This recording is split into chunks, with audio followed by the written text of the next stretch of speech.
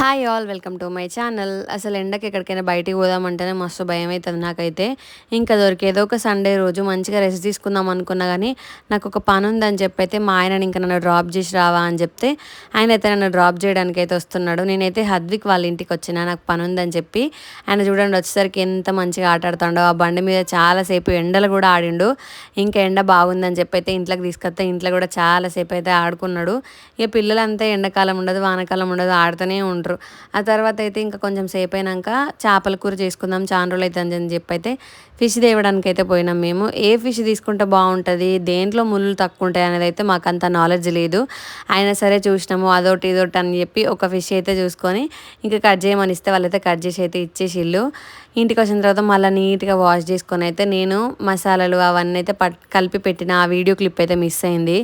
ఈ fish curry అయితే నేనే చేస్తున్నాను. నేను చేయడము 2 సార్లు 3 సార్లు అంతే అనుకోండి, అంత చేయడం రాదు. కానీ మిగిలిన వాళ్ళకి ఆయనతో చేయడం రాదు. ఇంకా నేనే వాళ్ళకంటే అటో ఇటో నయమని చెప్పి నేనే చేస్తున్నాను. ఇంకా కాకపోతే నేను ఈ ఫిష్ కర్రీ చేసే ప్రాసెస్లో అయితే ఒక మిస్టేక్ చేసిన. నేను చేసిన మిస్టేక్ అయితే మీరు అస్సలు చేయకండి.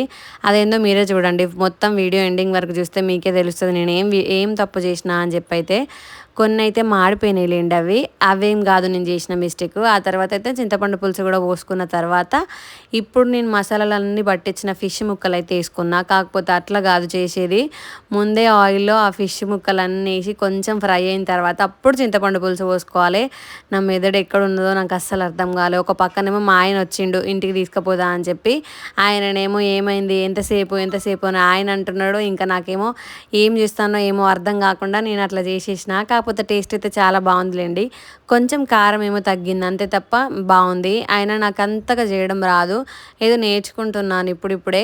సెకండ్ టైం థర్డ్ టైం కదా, నెక్స్ట్ టైం చేసినప్పుడు ఇంకా ఈ మిస్టేక్ కూడా చేయకుండా ఉండడానికి అయితే నేనైతే ఈ వీడియో మీకైతే చూపెట్టడానికి కారణం ఇదే. మీరైతే ఈ మిస్టేక్ అస్సలు చేయకండి, పర్ఫెక్ట్గానే వండుకోండి మీరు ఎప్పుడు చేసినా సరే. ఇంకా లాస్ట్కి అయితే కొత్తిమీర అయితే వేసేసుకున్నాను నేను.